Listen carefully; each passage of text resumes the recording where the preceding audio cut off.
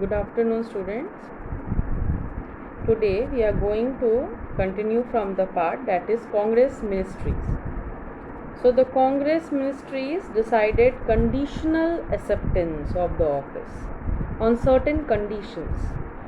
The conditions was that the governors would not use their special powers to intervene in the functioning of the ministries in any way. The task before the Congress was a tremendous one because of high expectations of the people. Congress had to function with limited powers and to work under the approval of Governor General, and in spite of that, Congress ministries introduced a number of popular reforms. Now, activities of Congress ministries. The Congress was committed to release all political prisoners through the intervention of Gandhiji. 1100 detainees of Bengal were released. In UP, many prisoners, including the Kakori prisoners, were also released. So now, the Congress leaders also worked for removing the restrictions of the political exile, those who were arrested by the Britishers. There were certain suspension order on the political parties and similar organizations were revoked. The press was granted the right of free criticism. The Congress ministry in Madras remitted the pending loans taken by the peasants from the government. In Bombay and UP, the interest on agricultural loans were reduced. The Bombay ministry passed in 1938 the Industrial Dispute Act, and the wages for the mill hands and thus were increased. So these were the certain welfare activities which were done by Congress. There were certain laws also passed for the workers, that was holiday with pay, leave with pay during sickness, employment insurance to fix minimum wages, and recognition of trade unions. The Bombay ministry took up the cause of the labor and introduced Industrial Dispute Bill to prevent the strike and lockouts as far as possible. But this gave a wrong signal to the workers who went on strike. Ultimately, this movement was suppressed with the help of police authority. And another important event was a massive workers' strike in Kanpur, where 24,000 workers went on strike demanding higher wages. In Tisco workers' strike at Jamshedpur, Jawaharlal Nehru and Rajendra Prasad acted as arbitrators and they controlled the situation. During this period only, another important feature was the increase in the leftist influence on the working class. In overall, the Congress ruled provinces. A vigorous campaign was launched in favor of prohibition, khadi, and hand spinning.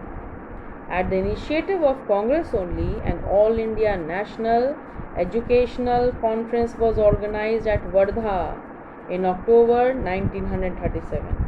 There were certain major achievements of the Congress ministries done: reduction of salaries of the ministers, welfare scheme for the tribals, jail reforms, and declaration of fundamental rights.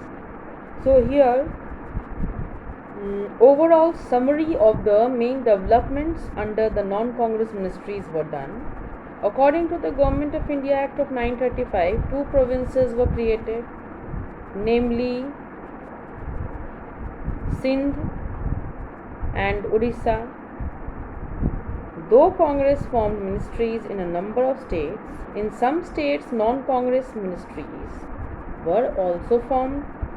In Bengal, Fazlul Haq invited the Congress to cooperate in forming a coalition government. As the Congress refused, Fazlul Haq joined hands with the Muslim League. In Sindh, Congress supported the ministry of Ghulam Hussain Hidayatullah. In Assam, Gopinath Badrol and Punjab, the Congress was not in a position to play a dominant role. So the non-Congress ministries of Bengal and Punjab passed several measures for improving the material conditions of the people. When the non-Congress ministries, they tried to solve the situation, they tried to improve the situation. Thus, in Bengal, Fazlul Haq ministry took an important step and formed the Land Revenue Commission. Moreover, a number of arbitrators committees were formed to settle the dues of the riots with the landlords.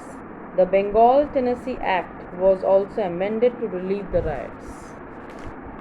Thus, though the Congress formed ministries in different provinces, they actually failed to introduce land reforms. The Marxist writers wanted the highlight that the zamindars and the landed class people had influence on the Congress party, particularly in the interior regions. Naturally, the Congress ministries did not want to alienate this class of people. On the other hand, in UP, most of the talukdars were Muslim and land reforms might affect their interest, and this class might side with the Muslim League. So these were the problems and these were the assessments which were done on the activities. In the live class, we will discuss the short questions over this. Let us come to the national movement during Second World War. So what type of national movement center? That was Quit India movement, but there was a background behind starting of the Quit India movement.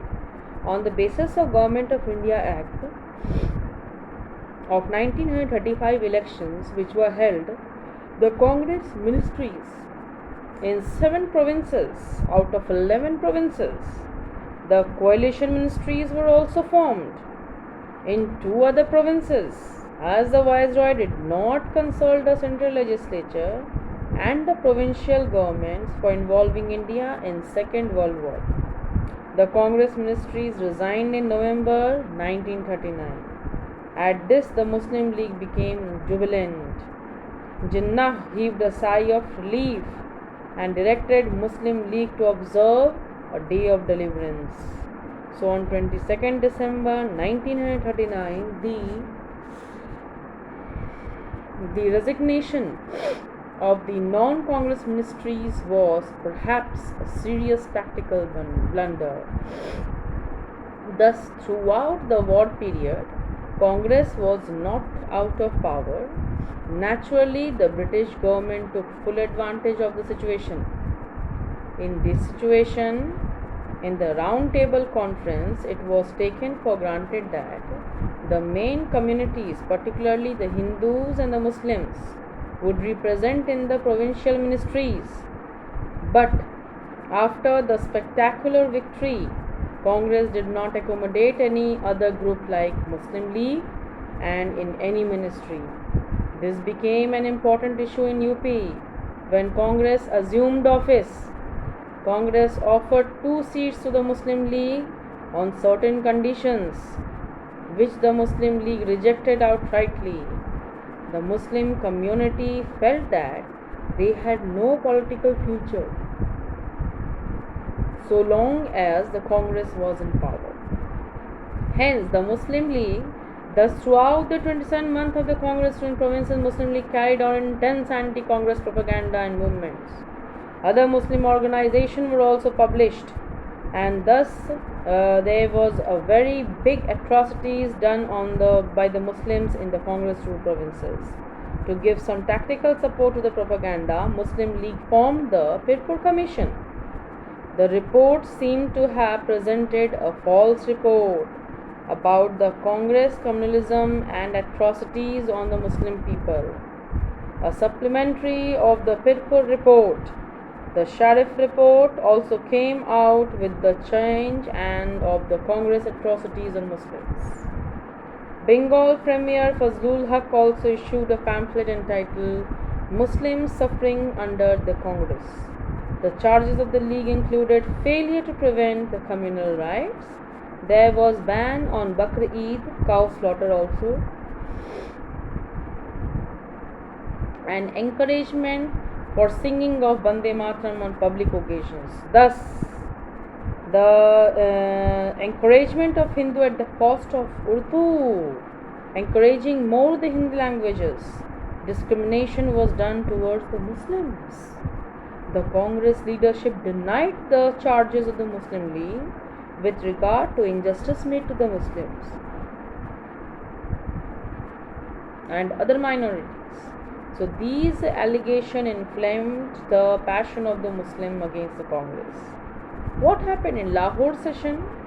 For quite some time, a section of Muslim intelligentsia nourished the idea of separate independent Muslim state. The well-known Urdu poet Muhammad Iqbal first conceived the idea of the separate Muslim state. He presided over the Allahabad session of the Muslim League in 1930, where he demanded for the creation of the Muslim state, and thus namely Northwest Muslim state. But from the context of the speech, it became clear that Iqbal actually wanted a reorganization of Muslim majority areas in northwestern India and not the partition of India into an autonomous unit. So a group of young Muslim students at Cambridge, led by Rahmat Ali, propagated the idea to the Muslim delegates who took part in the Round Table Conference. They included the provinces of Punjab, Northwest Frontier Province, Kashmir, Balochistan for a separate Muslim state. The name of the proposed state would be Pakistan, taking the initial letters of the provinces and the last syllable of Balochistan. But this idea did not influence the Muslim leaders.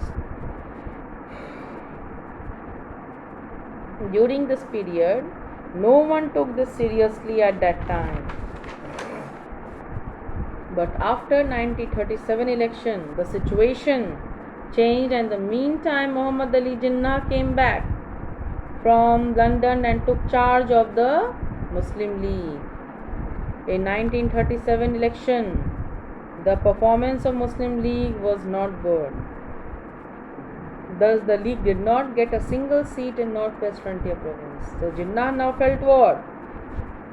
That Muslim League had no influence among the common Muslim people because it was dominated by the rich elite class people. Jinnah now started campaign to popularize the League among the Muslim masses. Side by side, Muslim League started strong campaign against the Congress, which was shown to represent Hindu Raj and hostile to the Muslim people. He also propagated that Congress was a Hindu body and held Gandhi responsible for turning the Congress into an instrument for revival of Hinduism. They wanted to revive Hinduism, bring changes in the Hinduism. So, gradually it became clear that the Muslims would resist any political settlement imposed on them against their will. The Prime Minister of Punjab, Bengal and Assam and the leaders of Muslims in Congress-ruled provinces now rallied under the leadership of Muhammad Ali Jinnah. So in 1940, at the Lahore session, Jinnah came up with his two-nation theory. He declared that in Indian democracy, based on majority rule, would not be workable. He pointed out that Muslims were not a minority but a separate nation. Thus, Hindu and Muslims were two nations who can never live together. Muslim League then adopted a resolution known as the Lahore Resolution, in which separate homeland for Muslims was demanded. Thus, Jinnah's cry for Pakistan created such a peculiar psychosis among his followers that they blindly believed that in independent India, Muslims would be in a position of minority. So Jinnah demanded the partition on the basis of two-nation theory, which was the only solution at that time. With the outbreak of Second World War, the situation in India suddenly changed. On that issue, Congress ministries resigned. Due to this issue only, the Congress ministry resigned, and thus Congress ruled provinces also got affected. In spite of this, both Gandhiji and Jawaharlal Nehru expressed their willingness to support the British government because it was in struggle between fascism and democracy. The non-Congress ministries of Punjab, Bengal and Sindh extended their support to Britain. The Indian native states also stood behind the government. Among the political parties, the National Liberal